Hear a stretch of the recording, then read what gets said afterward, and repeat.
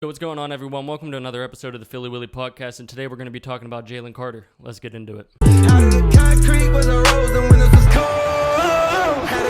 Alright, so as I said at the beginning of the video, I want to talk about Jalen Carter. So the reason why I want to talk about Jalen Carter is because I was watching him in the first game against the New England Patriots, just like probably most other Philadelphia Eagle fans were watching their first round draft pick play, and we wanted to see how he played. I thought that he played really good. But after a couple days went by, and I was reading articles, and I was looking up the stats, and I was watching videos of like his play, not just on the plays where he was getting an accountable stat. Like, he was doing his job. He is a great player. He's going to be a monster. I think other teams are really going to regret that they let Jalen Carter fall to the Philadelphia Eagles. He should have gone really, really early in that draft, and he's going to be a problem in the NFL for years to come, and I can't wait. So the first thing that I want to talk about is his PFF grade. Now, he had the highest grade of any Philadelphia Eagles player in that week one game against the New England Patriots. They gave him a PFF grade of 92.1. And they said this about him: simply put, it is borderline unfair that Carter fell to Philadelphia in the draft. He was the best player on the field against New England, and his 92.1 overall grade ranks second among all defensive tackles on Sunday. Carter racked up 8 pressures, including 1 sack, repeatedly forcing Mac Jones to get rid of the football early. He is already a nightmare for opposing offensive lines. So, he was the second highest graded defensive tackle in all of football, not just on the Philadelphia Eagles. He was number 1 on the Eagles out of any Philadelphia Eagles player, number 2 out of all defensive tackles in the NFL. He's a rookie. His first game, 34 snaps. He played 34 snaps. Or on here it says 40, but I saw somewhere where it said that he played 34. That is insane. He's going to be a monster. And I couldn't be more excited for his future on the Philadelphia Eagles. And I couldn't be more excited for the future of the Philadelphia Eagles. Like, it's just crazy that he fell to us in the draft. Other teams are definitely going to be kicking himself. Like, I was watching videos of him and his moves off of the line, his swim move, his stutter step, his spin, his bull rush. There was a play where he was getting double teamed by a guard in the center, and the guard ended up having to pull off to go. He had other responsibilities to get to, but as soon as that guard left, he bull rushed that center 5 yards back within literally under 2 seconds, maybe like 1 second. He caused Mac Jones to roll out and pass the ball. He ended up completing the pass, but when I just rewatch that play, I was just like, oh my God, he is going to be a beast, and I couldn't be more happy. And I think Philadelphia Eagles fans everywhere should be super excited about him, and they should be excited about Jordan Davis. I'm going to get into Jordan Davis here real quick. I just want to say one more thing, and this made me hyped. My favorite Philadelphia Eagle of all time, Deshaun Jackson, right here.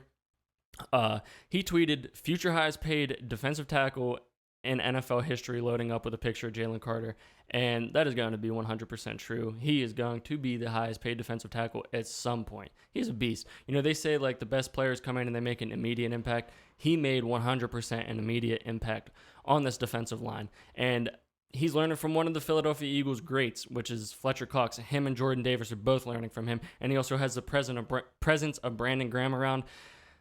These two are going to be insane. So, and like I said earlier, I want to talk about Jordan Davis here real quick before we end the video. Jordan Davis was not far behind him with that PFF grade of an 85.3.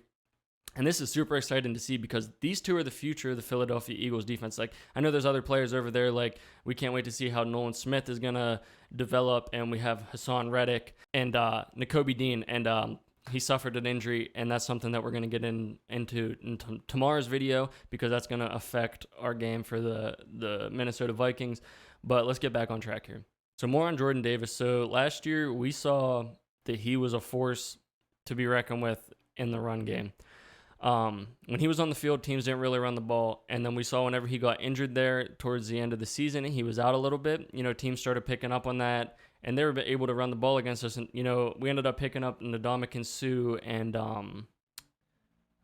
he's slipping my mind. Leave his name in the comments. I don't know why I can't think of him right now. But we picked up Ndamukong Suh, and, that helped out a little bit with the run game. And then Jordan Davis eventually came back.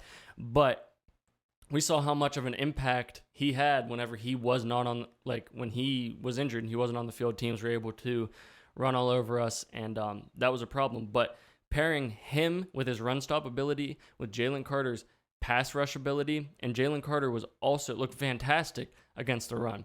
I don't think he's going to have a problem against the run. You're going to have two defensive tackles that are going to be in there most plays together, being able to stop the run at a high level, and then you're going to have Jordan Davis coming in, or Jalen Carter coming in to get after the quarterback. NFL offenses are going to have they're going to have nightmares about game prepping against these two, because it is going to be bad for the other team, and then they're just going to get better and better and better. And just imagine 4 or 5 years down the road here, they're going to be this going to be an insane duo, insane. And then if Nolan Smith develops, and then Nakobe Dean can come back and he can make a recovery, and, you know, he can develop more at that linebacker spot. You know, I see people saying that Nakobe Dean, he might not be the answer at linebacker. You know what? Give him a chance. It was the first game. He got injured.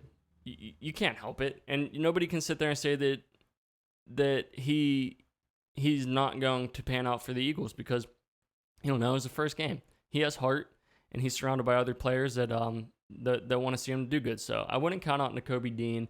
And so that's basically all that I have for this video, I'm pretty sure. Yeah, so that's all that I have for this. I just wanted to talk about Jalen Carter and Jordan Davis for a little bit, and how the fans of Philadelphia should be blessed and should feel blessed, and that we should be super excited to see where the future of these two defensive players go, because the Jalen Carter, for a fact, is going to be a Philadelphia Eagles legend, and there's no reason that Jordan Davis isn't going to be either. There's a reason why Howie Roseman took those two in back-to-back drafts for the first overall pick for the Philadelphia Eagles. So, and last thing that I want to say about my channel, if you guys like what I'm doing, make sure you hit that subscribe button, make sure you hit that like button. And if you want to talk to me about Philadelphia Eagles stuff, and you want to hear my opinion on what you think about the Philadelphia Eagles, leave a comment down there. I want us to go back and forth. I want to have people to talk to about the Philadelphia Eagles. And another reason why I'm starting this channel is because I'm a huge football fan. I played football all my life. I'm a huge Philadelphia Eagles fan. I've been there since all the way back in the Donovan McNabb age, whenever I first got into football.